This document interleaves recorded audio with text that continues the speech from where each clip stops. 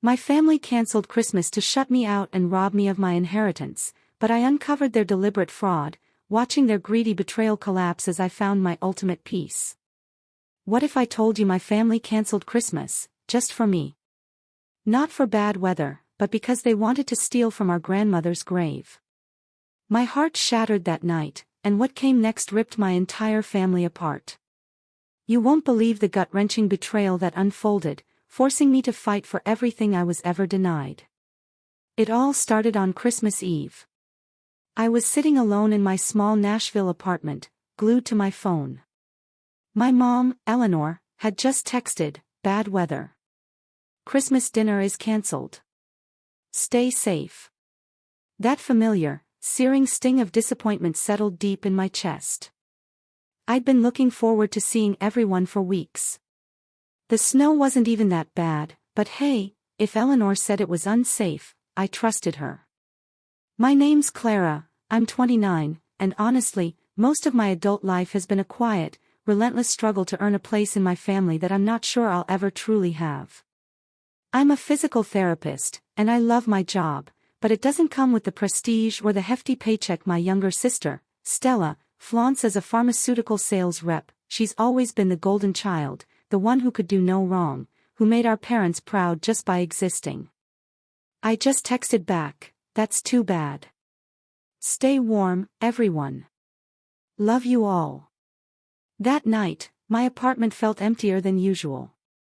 Under my tiny Christmas tree sat thoughtful presents I'd spent weeks picking out: a cashmere scarf for Mom, a leather wallet for Dad, and for Stella, a beautiful set of art supplies.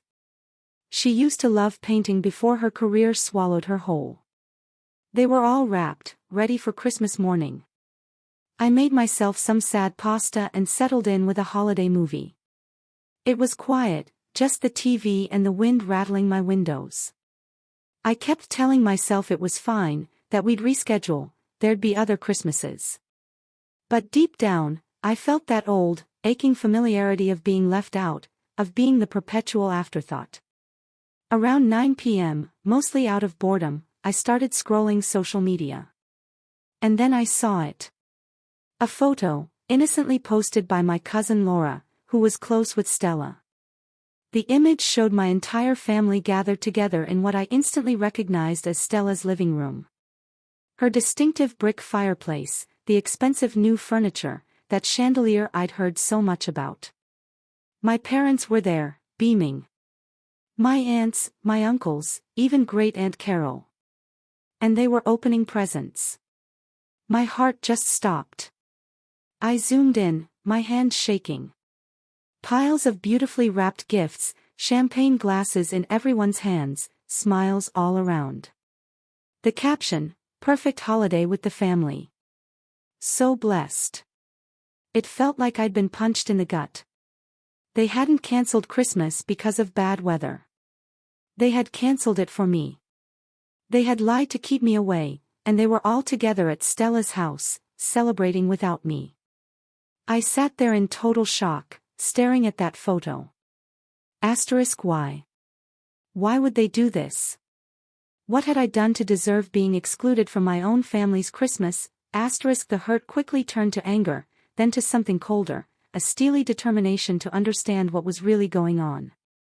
As I studied the photo, something else caught my eye. On Stella's coffee table, amidst the open presents, were several expensive, antique-looking items: a jewelry box, a set of silver candlesticks, and old photographs in ornate frames. My breath caught. Those were Nana's things. Nana had passed away 6 months ago. She was the one person in our family who always made me feel truly valued. She'd left a small estate, mostly personal items. The will had been read, but I'd been out of town for a work conference. Eleanor had told me Nana left everything to be divided equally among the grandchildren, and we'd sort through it all after the holidays. But looking at this photo, it was clear that sorting had already begun. Without me. I took a screenshot, saved it to my phone. Then, I replied to Eleanor's text with a message that took every ounce of self-control to write calmly: "Glad you're all safe. Hope the weather clears up soon." I didn't sleep that night. I lay in bed, staring at the ceiling, my mind racing. The exclusion was one thing, a painful reminder of my place in their pecking order. But the inheritance issue? That was something else entirely. If they had divided Nana's belongings without me, that wasn't just hurtful, it was potentially illegal. Nana's will had been specific about equal distribution among grandchildren. I had a copy somewhere. By morning, I had made a decision. I wasn't going to confront them immediately. I was going to be smart about this. I was going to find out exactly what they had done, and then I was going to make sure they faced the consequences. Christmas morning arrived with pale winter sunlight. I got up, made coffee, and started doing what I should have done months ago, investigating. First, I pulled out the copy of Nana's will. I read through it carefully, highlighting the relevant sections. It was crystal clear, her estate was to be divided equally among her 4 grandchildren, me, Stella, and our 2 cousins, Laura and Ben. The executor was supposed to be a neutral third party, a lawyer named Ms. Albright. But I noticed Eleanor was listed as a co-executor to help with personal items, since she knew what everything was. I had trusted Eleanor to handle things fairly. That had clearly been a mistake. I thought back to my childhood, trying to pinpoint when things had gone wrong between Stella and me. We'd been close once. I remembered playing, sharing secrets, defending each other. But around the time Stella turned 16 and I was 18, everything changed. She became competitive, always trying to outdo me, always seeking more attention from our parents, and they gave it to her, willingly. When I chose physical therapy, Dad, Robert, made comments about it being a nice, practical career. But when Stella went into pharmaceutical sales, he bragged about her ambition and 6-figure potential. When I bought my modest apartment, Eleanor called it cozy. When Stella bought her house with the chandelier and brick fireplace, they threw her a huge housewarming party, invited half the neighborhood. I tried not to be bitter. I tried to focus on my own life, my own achievements, my own happiness. But it was hard when every family gathering felt like a celebration of Stella, and a stark reminder of my own inadequacy in their eyes. Nana had been different. She always treated us equally, always made us both feel loved and valued. When I graduated from PT school, she threw me a party. When I got my first job, she sent a congratulatory card with a check and a note saying she was proud. She never compared us, never played favorites, never made me feel less than. That's why her will specified equal distribution. She wanted us to be treated fairly, even after she was gone. And Eleanor and Stella had violated that. I decided to call Aunt Carol, Nana's sister. She was in her 70s, but sharp as a tack, and always kind to me. If anyone would tell me the truth, it would be her. "Clara, dear," she answered, her voice warm. "Merry Christmas. I'm so sorry you couldn't make it yesterday. The weather was frightful, wasn't it?" I felt a spike of anger, but kept my voice calm. "Actually, Carol, I'd love to talk to you about that, and about Nana's estate. Do you have a few minutes?" There was a pause. "Of course, sweetheart. What's on your mind?" I saw photos from yesterday's gathering at Stella's house. It looked like some of Nana's things were being distributed. I was under the impression that we were all supposed to go through everything together after the holidays, with the executor present. Another pause, longer this time. "Oh, Clara, I thought you knew about the change in plans. Your mother said you had agreed to let Stella handle most of the distribution, since you were so busy with work." My grip tightened on the phone. I never agreed to that. I was never even asked. Aunt Carol's voice became concerned. "That's very strange. Your mother was quite clear about it. She said you had specifically told her that you didn't have time to deal with sorting through old keepsakes, and that Stella could take care of it.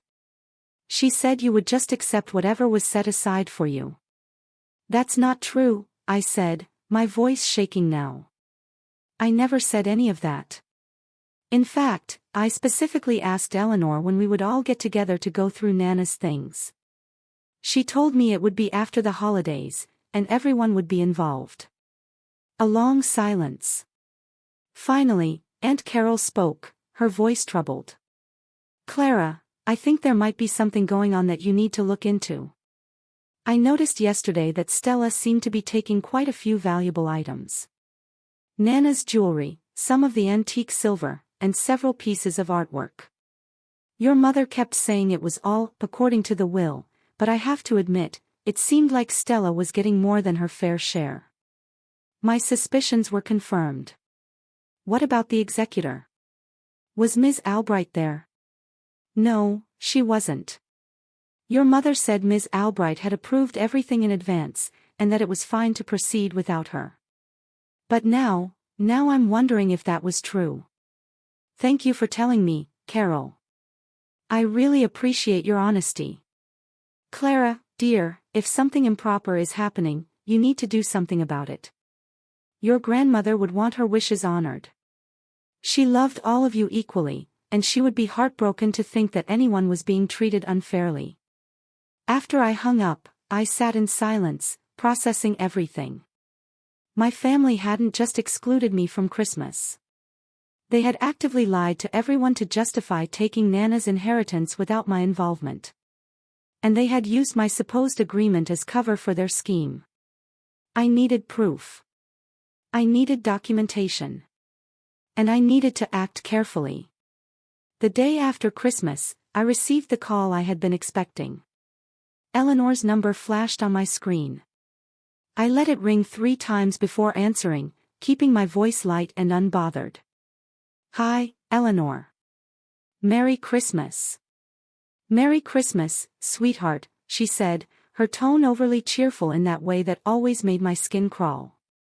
How was your day yesterday? Did you stay warm? Oh, it was fine. Quiet, but fine. I watched some movies, had a nice dinner. How about you? Did the weather clear up enough for you to do anything? There was the briefest hesitation. Oh, you know how it is. We just stayed home, had a simple meal. Nothing special. She didn't take the bait. That's nice, I said. I'm glad you were safe. Actually, Clara, she continued, I'm calling because I wanted to talk to you about Nana's estate. We had the executor review everything, and it turns out there's been some sorting done. We wanted to make sure you got your share. Oh, I said, feigning surprise. I thought we were going to do that together after the holidays. What changed? Well, Ms. Albright said it would be easier to handle it in stages.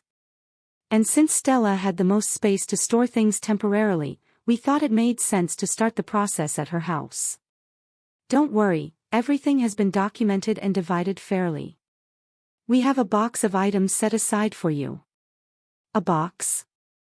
1 box out of an entire estate. I felt my jaw clench. That's interesting, Eleanor, because I spoke with Aunt Carol yesterday. She mentioned that there was a gathering at Stella's house on Christmas Day. The day you told me was cancelled because of bad weather. She said several valuable items were distributed, and that Stella seemed to receive quite a lot of them. The silence on the other end was deafening. Clara, I can explain, Eleanor said quickly, her tone defensive now. Can you? I cut her off, my voice still calm, but with an edge I couldn't completely hide. Because from where I'm sitting, it looks like you lied about canceling Christmas so you could exclude me while Stella helped herself to Nana's inheritance. Did you really think I wouldn't find out? It's not like that, Eleanor stammered. Stella just needed some of those things for her house, and we thought, you thought what? That I wouldn't notice. That I wouldn't care. Or that I'd just accept whatever scraps you decided to throw my way. Clara, you're overreacting. This is family business, and we were trying to handle it efficiently. Stella has been so helpful with everything, and you've been so busy with work. We didn't want to burden you. burden me. Eleanor, Nana's will specifically states that everything is to be divided equally among the 4 grandchildren. That means me, Stella, Laura, and Ben. Not just Stella, and whoever else you decide to favor this week. Watch your tone, young lady. Eleanor snapped. We did nothing wrong. Ms. Albright approved everything. Then you won't mind if I call Ms. Albright myself to verify that, will you? Another pause. This one felt different, heavier, more worried.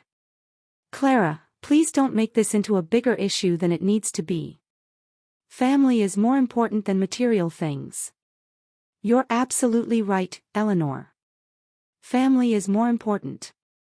Which is exactly why it hurts so much that you would lie to me, exclude me, and try to cheat me out of my inheritance. My voice cracked slightly. Nana would be devastated if she knew what you were doing. We'll get you your share, Eleanor said, her voice tight. There's no need to involve lawyers or make this unpleasant. It's already unpleasant, Eleanor. You made sure of that when you decided I didn't matter enough to include in my own family's Christmas celebration. I hung up before she could respond. My hands were shaking, but not from fear. From righteous anger. I immediately called Ms. Albright's office, fully expecting to get voicemail since it was the day after Christmas. But to my surprise, she answered. Ms. Albright speaking. Hello, Ms. Albright. This is Clara, one of the beneficiaries of my grandmother Hayes's estate. I have some concerns about the distribution process, and I was hoping you could clarify a few things for me. Of course, Clara, what can I help you with? My mother told me that you had approved an early distribution of assets at my sister Stella's home on Christmas Day, and that everything was documented and handled properly. Is that accurate? There was a long pause. I'm sorry, but I have no idea what you're talking about. I haven't approved any distribution of assets. In fact, I've been trying to schedule a meeting with all the beneficiaries for weeks, but your mother kept saying everyone's schedules were too busy. The estate settlement is still pending. My heart raced. So, there was no approval for Stella to take possession of items from the estate? Absolutely not. As co-executor, your mother has access to the estate for the purpose of cataloging and preserving assets. But she has no authority to distribute anything without my approval and without all beneficiaries present. If items have been removed from the estate, that's a serious problem. What kind of problem are we talking about? Potentially, it could be considered theft or misappropriation of estate assets. At the very least, it's a violation of her fiduciary duty as co-executor. Clara, if what you're telling me is true, we need to address this immediately. Can you provide me with evidence of what happened? I thought of the screenshots, Aunt Carol's testimony, and the documented lies in the text messages. Yes, I said. I can provide plenty of evidence. Good. I'm going to need you to send me everything you have. And Clara, don't tell your mother or sister that we've spoken. Let me handle this through the proper legal channels. After I hung up, I sat back and took a deep breath. This was it. The moment where everything would either fall apart or come together. My family had made their choice when they decided to exclude and deceive me. Now it was time for them to face the consequences. Over the next 3 days, I meticulously compiled everything. Screenshots of the social media posts showing my family at Stella's house on Christmas Day. The text messages from Eleanor claiming bad weather. A recorded phone conversation with Aunt Carol where she detailed what she had witnessed at the gathering. I'd called her back and she agreed to give a statement without hesitation. I even drove by Stella's house and took photos of expensive new items visible through her front windows, items I recognized from Nana's house, including an antique mirror and a distinctive brass lamp that had sat in Nana's living room for decades. Ms. Albright called me back 2 days later, her voice grim. Clara, I've reviewed everything you sent me, and this is far worse than I initially thought. I've also pulled the estate inventory that your mother was supposed to be maintaining, and there are significant discrepancies. Items that should be listed as part of the estate are missing entirely from the documentation. What does that mean? I asked, though I already knew the answer. It means your mother and sister have been systematically removing valuable items from the estate without proper documentation or approval. This isn't just a family dispute anymore. This is fraud. I'm going to have to petition the court to remove your mother as co-executor and to order a full accounting of all estate assets. How long will that take? Given the evidence you've provided, I can fast-track this. We should be able to get an emergency hearing within the next week. The court will likely issue an order requiring your mother and sister to return all items taken from the estate and to provide a full accounting. If they can't produce the items or provide adequate documentation, they could face serious legal consequences. A week felt like an eternity, but I knew it was necessary to do this right. What should I do in the meantime? Document everything. If they contact you, record it if it's legal in Tennessee, which it is. It's a one-party consent state. Don't confront them directly. And most importantly, don't let them know that you've involved me or that you have evidence. Let them believe they've gotten away with it. That last part was the hardest. I wanted to scream at them, to demand answers, to make them acknowledge what they had done. But I understood the strategy. Let them get comfortable. Let them think they had won. And then pull the rug out from under them when they least expected it. The next day, Stella called me. I almost didn't answer, but then I remembered Ms. Albright's advice. I hit record on my phone app before accepting. "Hey, Clara," Stella said, her voice falsely bright. "How are you doing?" "I'm fine, Stella." "What's up?" "I just wanted to reach out about Nana's stuff. Eleanor said you were upset about how things were handled, and I wanted to clear the air. You know how Eleanor can be. She sometimes doesn't communicate things very well." I bit back a bitter laugh. "Is that what you think happened? A communication problem?" "Well, yeah. I mean, Eleanor told us you didn't have time to deal with sorting through everything, so we tried to help by getting started. We have a box of things set aside for you. Some photo albums. A few pieces of costume jewelry. Some kitchen items. Nothing major, but things we thought you'd like." Photo albums and costume jewelry, I repeated slowly, letting the words hang in the air. What about the antique mirror? The brass lamp? The silver candlesticks? The jewelry box with Nana's real jewelry? There was a pause. "Those things are being held for now until we can properly appraise them, you know, for estate tax purposes. At your house. It's just temporary storage."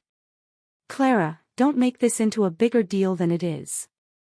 "A bigger deal, Stella? You and Eleanor lied to me about Christmas being cancelled, held a family gathering without me, and distributed Nana's belongings without the executor present or my knowledge. How exactly is that not a big deal?" Her tone shifted, becoming instantly defensive. "You always do this. You always make everything about you. We were trying to handle things efficiently, and you're turning it into some kind of conspiracy. Maybe if you were more involved in family matters instead of always working, you'd understand how things actually work. I wasn't involved because you deliberately excluded me." "Oh, please. You're so dramatic. Look, if you want your little box of knickknacks, you can come pick it up whenever. But stop acting like you're being cheated.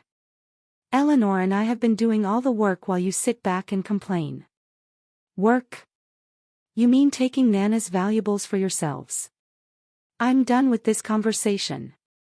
Stella snapped. "You're being ridiculous. When you're ready to be reasonable, you can call me back." She hung up. I sat there staring at my phone, the recording app still running. I had everything I needed: her admission that items were at her house, her dismissive attitude about the distribution, and her confirmation that the executor hadn't been involved. I sent the recording to Ms. Albright immediately. Her response came within an hour. This is perfect. I'm filing the emergency petition today. The hearing is set for Monday morning at 9 o'clock. Be prepared. Your mother and sister are going to be served with papers requiring them to appear in court and to explain what they've done with the estate assets. This is going to get ugly, Clara. Are you sure you want to go through with this? I thought about Nana, about how she had always treated me with love and respect, about how she had wanted us all to be treated fairly. I thought about the years of being second best in my parents' eyes, of being excluded and dismissed. I thought about the deliberate lies they had told to keep me away from Christmas while they divided up what was rightfully meant to be shared. I'm sure, I typed back. They made their choice. Now they can face the consequences. That weekend was torturous. I knew the papers would be served on Sunday. Ms. Albright had arranged for a process server to deliver them to both Eleanor and Stella. I imagined their reactions, the panic that would set in when they realized what was happening. Part of me felt guilty for taking such a drastic step. But a larger part of me knew this was the only way to get justice. Sunday evening, my phone exploded with messages and calls. Eleanor, Robert, Stella, even Laura and Ben. I ignored all of them, just as Ms. Albright had instructed. Let them panic. Let them scramble. Let them finally understand what it felt like to be powerless and excluded. Monday morning arrived, cold and clear. I dressed carefully in a professional navy suit that made me look capable and serious. The kind of outfit that said I wasn't someone to be dismissed. I arrived at the courthouse 30 minutes early, my stomach churning with anxiety and anticipation. Ms. Albright met me in the lobby, a leather briefcase in hand and a determined expression on her face. She was in her 50s, with sharp eyes and an air of confidence that immediately put me at ease. Are you ready for this? She asked. As ready as I'll ever be. Good. Remember, stay calm. Answer the judge's questions honestly and directly. And let me handle the legal arguments. Your mother and sister are going to try to make this about family drama and hurt feelings. We need to keep the focus on the facts. The missing estate assets, the fraudulent distribution, and the violation of fiduciary duty. We entered the courtroom, and I saw them immediately. Eleanor, Robert, and Stella huddled together near the defendant's table with their lawyer, a middle-aged man in an expensive suit who looked deeply annoyed to be there. The moment Eleanor saw me, her face contorted with anger and something else, fear. How could you do this? She hissed as I walked past. This is your own family. I didn't respond. I took my seat next to Ms. Albright and stared straight ahead, refusing to engage. The judge entered, a stern-looking woman in her 60s, and everyone rose. Please be seated, she said, settling into her chair and opening the file in front of her. This is an emergency petition filed by Ms. Patricia Albright, executor of the estate of A. Hayes, requesting the removal of co-executor Eleanor Hayes, and the return of estate assets. Ms. Albright, please proceed. Ms. Albright stood and laid out the case methodically and devastatingly. She presented the evidence, the social media posts, the text messages, the recorded phone calls, Aunt Carol's written statement, the inventory discrepancies. She showed photos of items that should have been in the estate inventory, but were instead visible in Stella's home. She played the recording of Stella admitting that items were being held at her house without proper documentation or executive approval. I watched Eleanor's and Stella's faces as each piece of evidence was presented. Eleanor went from angry to pale to nearly gray. Stella's jaw was clenched so tight I thought her teeth might crack. Their lawyer was frantically taking notes, clearly realizing this case was far worse than he had been led to believe. Your Honor, Ms. Albright concluded, the evidence clearly shows that Eleanor Hayes, in her capacity as co-executor, has violated her fiduciary duty to the estate and to the beneficiaries. She deliberately excluded one beneficiary, Clara, from the distribution process, lied about the circumstances to justify this exclusion, and allowed her other daughter, Stella, to take possession of valuable estate assets without proper documentation or approval. This constitutes fraud and potential theft. I am requesting that the court immediately remove Eleanor Hayes as co-executor, order the return of all estate assets currently in the possession of Stella Hayes, and require a full forensic accounting of the estate. The judge turned to Eleanor's lawyer. "Counselor, your response." He stood, but he looked uncomfortable. "Your Honor, my clients acknowledge that there may have been some irregularities in the handling of the estate distribution. However, this was never intended to be fraudulent. Ms. Eleanor Hayes simply thought she was acting in the best interests of the family by starting the sorting process early. She meant no harm." "Meant no harm?" the judge repeated, her tone sharp. "She lied to her own daughter about a cancelled Christmas dinner so she could facilitate the unauthorized distribution of estate assets. She failed to document valuable items that were removed from the estate. She allowed one beneficiary to take possession of property that should have been equally divided among 4 beneficiaries. Counselor, this isn't a matter of good intentions gone wrong. This is a deliberate pattern of deception and misappropriation. Your Honor, if I may." Eleanor stood up suddenly, ignoring her lawyer's attempts to pull her back down. "This is all a misunderstanding. Clara is twisting everything to make it look worse than it is. She's always been jealous of her sister, and now she's trying to use the legal system to get revenge over a family dispute." "Miss Hayes, sit down," the judge ordered. "You'll have your chance to testify if your attorney calls you to the stand." But Eleanor was beyond reason now. "She's tearing this family apart over material possessions. Her grandmother would be ashamed of her." I felt something snap inside me. I stood up. Ms. Albright put a hand on my arm, but I gently pulled away. "Your Honor, may I address that statement?" The judge looked surprised, but nodded briefly. I turned to face my mother directly. "You want to talk about what Nana would think? Let's talk about it.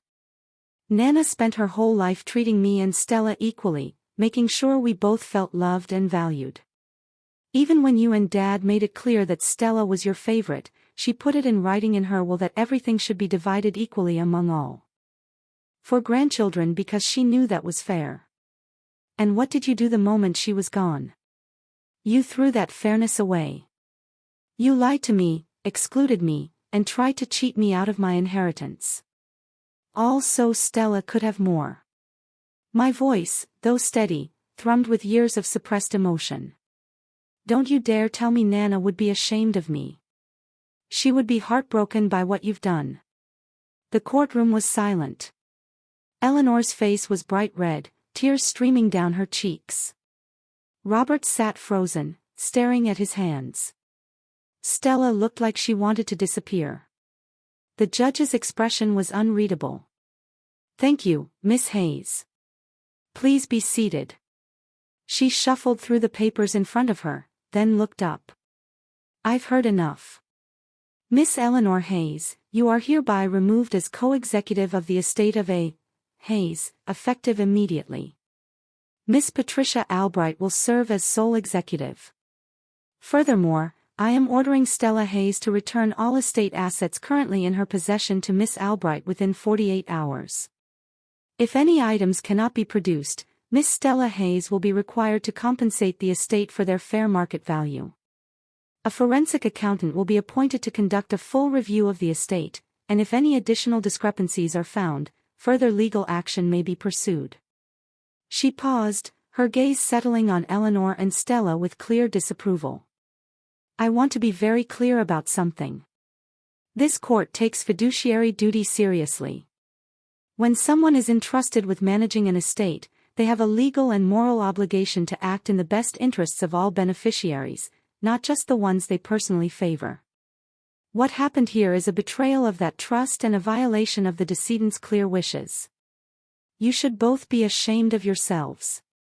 The gavel came down with a sharp crack that felt like thunder in the silent courtroom. The aftermath of the hearing hit like a tidal wave. As we left, Eleanor tried to approach me, but Miss Albright stepped between us. Miss Eleanor Hayes, you are no longer to have any contact with my client regarding estate matters. All communication will go through me. If you violate this order, I will seek a restraining order. Eleanor's face crumpled. Clara, please. You're my daughter. We can work this out as a family. I looked at her, really looked at her, and felt nothing but exhaustion and sadness. We stopped being a family when you decided Stella was the only daughter who mattered. You made your choice, Eleanor. Now you have to live with it. Robert finally spoke up, his voice weak. Clara, your mother made a mistake, but this, taking it to court, humiliating us like this is too far. Can't we just forget this whole thing and move on? Forget it? I felt a laugh bubble up, bitter and sharp. Dad, you stood there while Eleanor lied to me. You participated in the gathering at Stella's house, knowing I had been deliberately excluded. You watched Stella take Nana's belongings without saying a word. You're just as guilty as they are. I didn't know it was wrong, he protested weakly.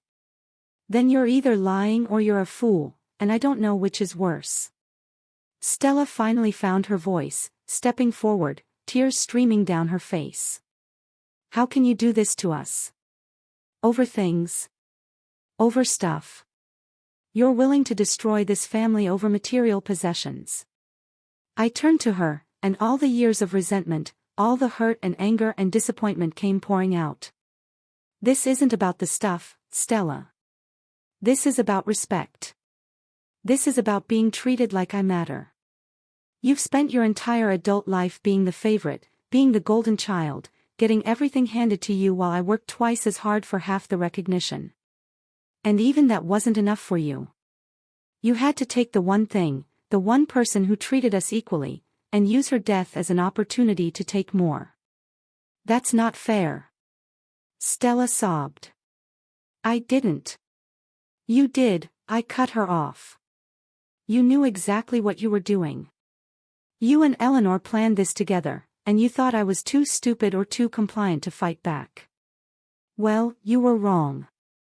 Over the next 2 days, I watched from a distance as chaos unfolded in my family. Ms. Albright called to inform me that Stella had returned most of the items, but several high-value pieces were still missing, including Nana's engagement ring, a valuable painting, and an antique necklace. Stella claimed she'd given them to friends for safekeeping and couldn't remember which friends. The judge was not amused. A contempt hearing was scheduled, and Stella was facing potential jail time. Suddenly, miraculously, she remembered where everything was and returned it all within 24 hours. The forensic accounting revealed even more troubling information. Eleanor had been skimming money from Nana's bank accounts in the months before her death.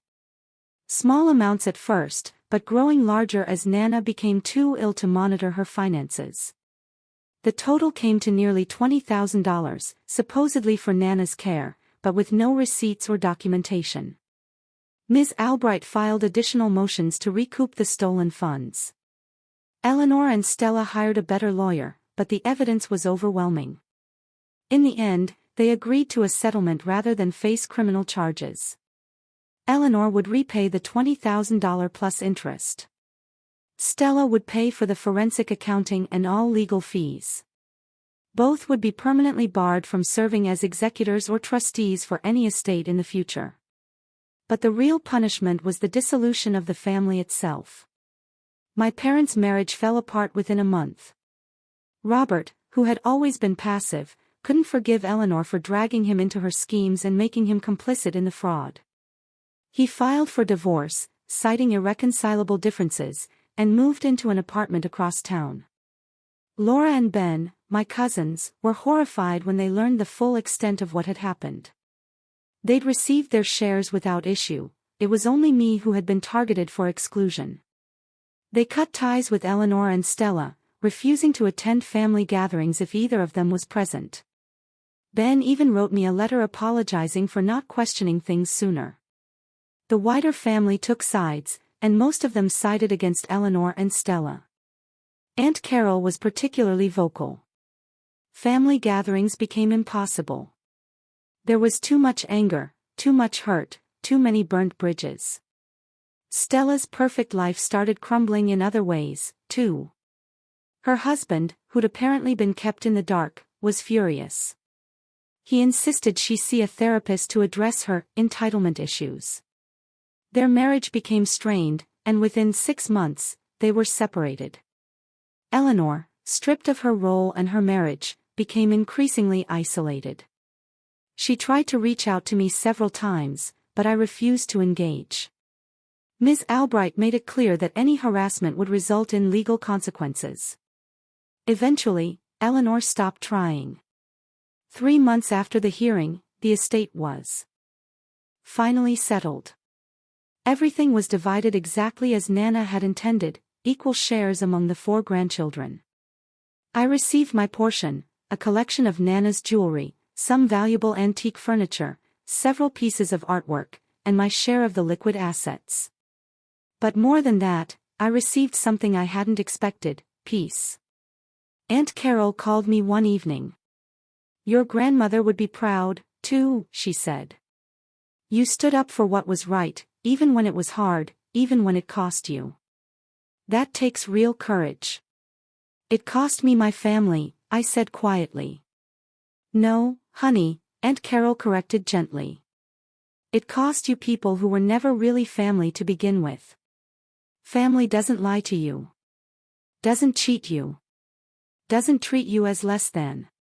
What you did was set yourself free." I thought about that for a long time.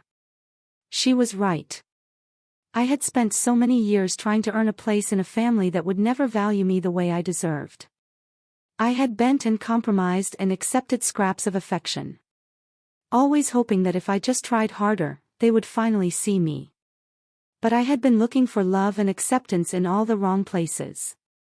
6 months after the court hearing, I was building a life that was truly mine. I moved to a larger apartment, one that could accommodate the beautiful antique furniture from Nana's estate. Every piece held a memory, and surrounding myself with them felt like having a piece of her with me every day. The brass lamp that had caused so much trouble now sat on my desk, casting warm light while I read. The antique mirror hung in my hallway, and every time I passed it, I remembered Nana standing in front of it, adjusting her hat before church. Work became a sanctuary. I threw myself into my patients' care, finding purpose in helping people recover their mobility and independence. My boss noticed my renewed energy, and I was promoted to senior therapist, which came with a significant raise and the opportunity to mentor newer staff members. For the first time in years, I felt valued for who I was and what I contributed. I also started seeing a therapist of my own, not because I was broken, but because I wanted to understand the patterns that had kept me trapped in unhealthy family dynamics for so long. Dr. Sarah Chun helped me recognize that I had been conditioned from childhood to accept less than I deserved, to diminish my own needs and accomplishments to make room for Stella's shine. She helped me see that setting boundaries and demanding respect wasn't selfish. It was necessary. "You spent your whole life trying to earn love from people who were never going to give it freely," Dr. Chun told me during one session. "That's not a failure on your part. That's a reflection of their limitations, not yours." It was liberating to finally understand that. But the most unexpected development came from an unlikely source. Ben, my cousin, reached out to invite me to dinner one evening. We had never been particularly close. He was 5 years older, and we'd moved in different circles. But this estate situation had brought us together. "I owe you an apology," Ben said over pasta at a small Italian restaurant. "I should have noticed what was happening.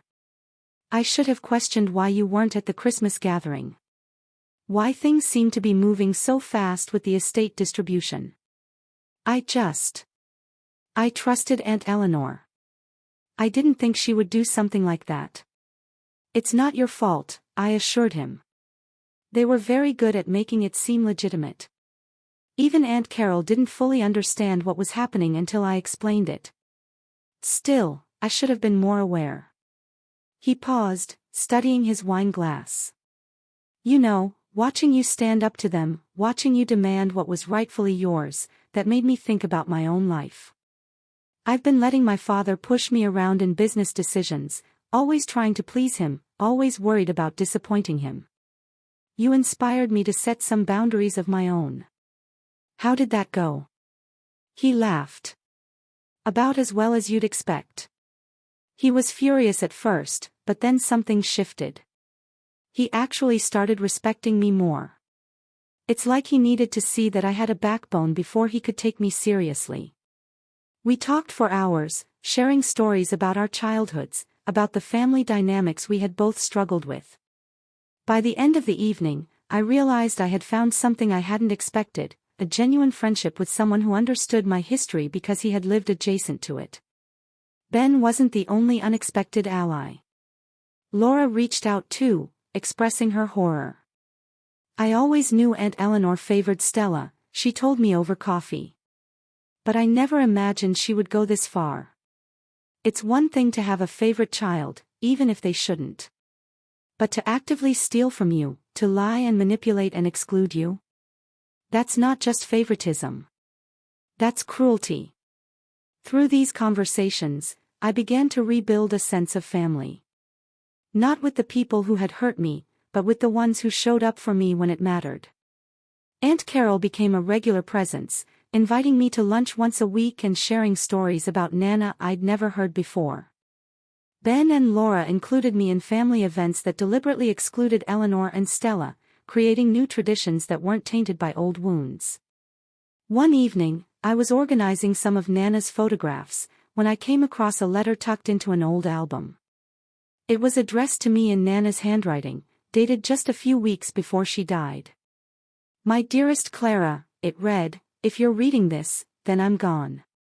And I hope my affairs have been settled fairly and with love. I want you to know that I've always seen you, really seen you, even when others didn't. You have a strength and integrity that makes me so proud. Your path may be harder than your sister's, but I believe it will ultimately be more rewarding because you've earned everything you have. Don't let anyone diminish your light. Stand up for yourself, even when it's difficult, especially when it's difficult. I love you and I believe in you always, Nana. I sat there with tears streaming down my face, holding that letter like the precious gift it was. She had known. Even before the estate issues, even before the exclusion and the lies, she had known that I would need this reminder, this validation, this encouragement to be strong. The letter felt like a blessing, a permission slip to continue on the path I had chosen, the path of self-respect and boundaries, and refusing to accept less than I deserved. The one-year anniversary of Nana's death arrived on a cold November day. Aunt Carol organized a small memorial gathering at her home. Just her, Ben, Laura, and me. It was intimate and healing, nothing like the circus the original funeral had been when Eleanor was still orchestrating everything. We shared stories about Nana, laughed at her quirks, and raised glasses in her honor. It felt right, this small group of people who genuinely cared about her memory and about treating each other with honesty and respect.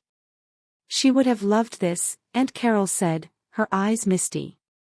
Just the people who really mattered, gathered in love.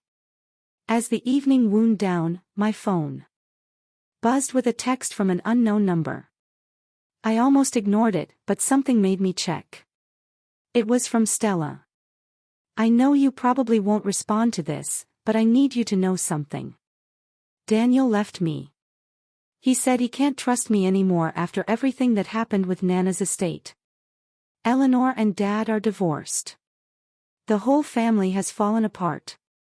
I hope you're happy now. You got your revenge. I stared at the message for a long moment, feeling a complicated mix of emotions. There was no satisfaction in knowing Stella's life had fallen apart. I wasn't cruel enough to take pleasure in her pain. But there was also no guilt. She had made her choices, just as I had made mine. I showed the text to Aunt Carol. She read it and shook her head. That girl still doesn't understand, does she? This isn't about revenge. This is about consequences. She was absolutely right. I hadn't set out to destroy my family. I had set out to protect my rights and honor Nana's wishes. The destruction that followed was a direct result of their own actions, their own lies, their own greed. I didn't respond to Stella's text. There was nothing left to say. Instead, I turned my attention to building something positive from the ruins. With part of my inheritance, I established a small scholarship fund at the local community college for students studying physical therapy, students who, like me, might not have the financial support of their families, but had the determination to succeed anyway. I named it the Eleanor Grant Memorial Scholarship, ensuring that Nana's legacy would be one of empowerment and opportunity, rather than greed and betrayal. The first recipient was a young woman named Jasmine, who had aged out of foster care and was working 2 jobs while attending school. When I told her she'd received the scholarship, she burst into tears. "You have no idea what this means," she said, voice shaking. I was about to drop out. I couldn't afford next semester's tuition, and I thought my dream was over. "Dreams don't have to end because of money," I told her, thinking about my own journey. "Sometimes we just need someone to believe in us and give us a chance." Watching Jasmine's face light up with hope and relief, I felt something I hadn't experienced in a long time. A sense of pure, uncomplicated joy. This was what Nana would have wanted. Not family members fighting over her possessions, but her legacy being used to help others, to make a real difference in someone's life. Over the following months, I heard through Aunt Carol that Eleanor had moved to another state, unable to face the shame and judgment in her hometown. Stella had taken a job in sales in a different city, starting over where no one knew her story. Robert had remarried quickly to a woman who, according to Ben, was kind, but kept him on a very short leash after learning about his passive participation in the estate fraud. I felt nothing when I heard these updates. No triumph, no sadness, just a distant acknowledgement that these were people I used to know. People whose lives no longer intersected with mine. The real turning point came when I received a formal letter from an attorney representing Eleanor. She was contesting the court's decision, claiming that I had manipulated the evidence and that the judge had been biased. She wanted the estate distribution overturned and the money returned. Ms. Albright called me immediately. "This is a baseless claim and it's not going anywhere," she assured me. The evidence was overwhelming, and the judge's decision was sound. "This is just your mother's last desperate attempt to regain control or punish you for standing up to her. We'll file a response, and the case will be dismissed. But Clara, you need to prepare yourself. This means she's not going to stop. She's not going to accept responsibility, and she's not going to leave you alone." "Then I'll get a restraining order," I said calmly. "I'm done being afraid of her, done worrying about her feelings, done letting her actions control my life. If she wants to waste her money on frivolous lawsuits, that's her choice. But she won't take my peace away again." Ms. Albright's voice was warm with approval. "Good. That's exactly the attitude you need. You've come a long way from the woman who first walked into my office, hurt and confused. You should be proud of yourself." I was proud. For the first time in my life, I was genuinely proud of who I had become. Not because of any external validation, but because I knew I had done the right thing, even when it was hard, even when it cost me. 2 years after that devastating Christmas, I found myself in a place I never could have imagined. My life had transformed, not because I sought revenge, but because I chose dignity over dysfunction, truth over twisted loyalty, and self-respect over the desperate need for approval from people who would never give it. The legal harassment from Eleanor eventually stopped after her frivolous lawsuit was dismissed with prejudice, meaning she couldn't file again on the same grounds. The judge had been harsh, stating that her claims were entirely without merit and appeared motivated by vindictiveness. She was ordered to pay my legal fees, which finally seemed to break her spirit. I never heard from her again. Stella made one last attempt to reconnect, showing up at my apartment building on a rainy evening. The doorman called to ask if I would see her, and I could have said no. Probably should have. But curiosity got the better of me. She looked different, older, tired, less polished. The designer clothes were gone, replaced by a simple raincoat and jeans. Her hair, once professionally styled, was pulled back in a messy ponytail. She looked, for the first time I could remember, ordinary. "I'm not here to ask for forgiveness," she said when I opened the door. "I know I don't deserve it. I wanted you to know that I understand now. What we did to you, what I did to you, it was wrong and it was cruel. And I'm sorry." I stood in the doorway, not inviting her in, not offering comfort. "Why now? Why after all this time do you suddenly understand?" She laughed, but it was bitter and sad. "Because I'm living it now. I'm the one who's excluded. The one nobody trusts. The one whose calls don't get returned. I'm the one who destroyed my own life because I couldn't just be satisfied with what I had. I had to take yours, too. And now I have nothing. My marriage is over. My reputation is destroyed. And even Eleanor won't talk to me because she blames me for everything that happened." "But you were everything to her," I said, genuinely confused. "You were always her favorite." "I was useful to her," Stella corrected, a hollow ring in her voice. "Just like you were useful in your own way, as the person she could compare me to make me look better. But when I stopped being useful, when I became a liability instead of an asset, she discarded me just as easily as she discarded you. I just didn't see it coming." We stood there in silence for a moment. I felt a strange mix of vindication and pity. She had finally learned the lesson I had learned years ago, that our mother's love was conditional, transactional, and ultimately hollow. "I hope you find peace, Stella," I said finally. "But you're not going to find it with me. I've moved on, and I'm not interested in rebuilding something that was never really there in the first place." She nodded, tears streaming down her face. "I know. I just needed you to know that you were right about everything. About them, about me, about all of it." She turned to leave, then paused. "For what it's worth, Nana would be proud of you. She always said you had more strength than the rest of us combined. I just never wanted to believe it." I watched her walk away, her figure disappearing into the rain, and I felt the final piece of the old hurt dissolve. She was right about one thing. Nana would be proud, not because I had won, but because I had stood up for what was right when it would have been so much easier to just accept the injustice and move on. The scholarship fund continued to grow. More donors came forward, inspired by Nana's story and by the mission to help students who were fighting against the odds. We awarded scholarships to 5 students the second year, 10 the third. Each one had a story of resilience, of determination, of refusing to let circumstances define their future. Watching them succeed became one of my greatest joys. I also reconnected with old friends I had neglected during the years of trying to earn my family's approval.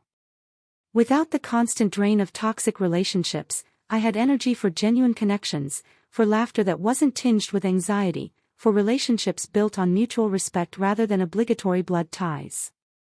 Ben became one of my closest friends. He got married, and I stood up as a groomsman in his wedding, a wedding that deliberately excluded Eleanor and Stella, not out of spite, but because their presence would have poisoned the celebration.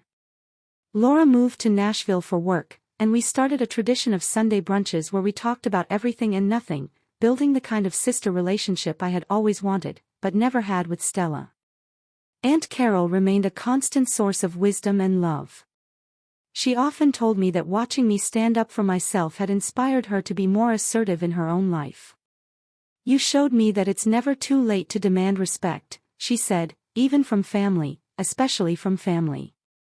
The consequences for Eleanor and Stella were exactly what they deserved. Complete and total isolation from the family they had tried to control and manipulate. Eleanor lived alone in another state. Her attempts to build a new social circle hampered by her reputation, which had followed her even to her new home. Small towns talk. And apparently, someone from her hometown had relatives in her new city who made sure everyone knew what she had done. She worked part-time at a discount store, a far cry from the comfortable life she had enjoyed as Robert's wife, and she spent her evenings alone in a small apartment, surrounded by none of the beautiful things she had tried so hard to steal from Nana's estate. Stella's consequences were perhaps even more poignant. She had lost everything: her marriage, her home, her social standing, and most importantly, her relationship with a mother who had always favored her. The irony wasn't lost on me that in trying to take everything from me, she had ended up losing everything herself. She worked in sales in a city where she knew no one, starting from the bottom. And according to Laura, she struggled daily with the weight of her own choices. Her ex-husband had full custody of their child, having convinced the court that her dishonesty and lack of integrity made her an unsuitable primary parent. She saw her daughter every other weekend, and even those visits were supervised after she had been caught lying to the child about why the family had fallen apart. As for me, I stood in my apartment one Sunday morning, sunlight streaming through the windows, surrounded by Nana's antiques and the life I had built from the ashes of that devastating Christmas. I thought about the journey, the pain, the betrayal, the fight, the victory. And I realized that my revenge hadn't been about destroying them. It had been about refusing to be destroyed myself. They had tried to make me small, invisible, unworthy. And I had responded by demanding to be seen, valued, and treated with dignity. That was the greatest revenge of all, not their downfall, but my rise.